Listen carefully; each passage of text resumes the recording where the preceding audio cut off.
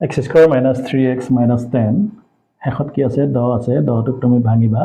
2 5 গুণ 10 এতিয়া সংখ্যা কেইটা হ'ব 5 আৰু 2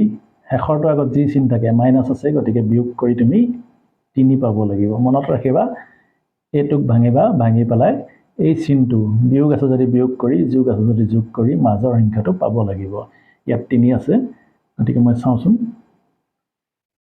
কি ওলাইছিল আমাৰ সংখ্যা কেইটা 5 আৰু 2 5 ইয়াত বিয়োগ কৰিব লাগিব কাৰণ ইয়াত বিয়োগ চিন আছে 5 আৰু 2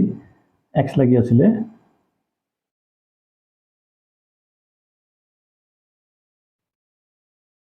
5 আৰু x 5x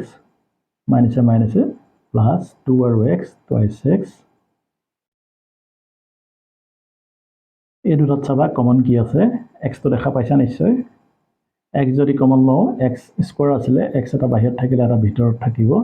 ইয়াত যদি x তো ওলাই গুচি যায় থাকিব 5 এই প্লাস চিনটো আহিব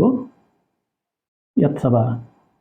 একেখন নোটাত পৰিছে নেকি 2 গুণ 2 2 5 গুণ 10 যদি একেখন নোটাত পৰিছে তেতিয়া হলে কমন আছে মানে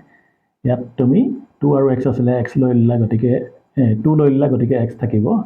2 5 গুণ 10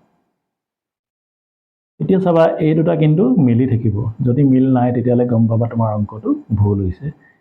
তে বাহিৰত কি থাকিলে x + 2 ইহতক এটা ব্ৰেকেট বনাই থবা আৰু এই দুটা যে মিল আছে মিল থকা কেটাক এটা ব্ৰেকেট বনাবা তোমালোকে বুজি পাইছা চাগে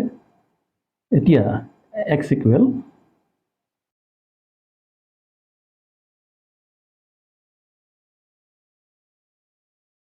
either or x + 2 = 0 নহলে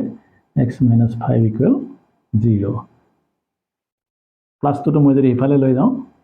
-2 হ'ব ইয়াত -5 তো যদি মই ইফালে লৈ যাওঁ +5 হ'ব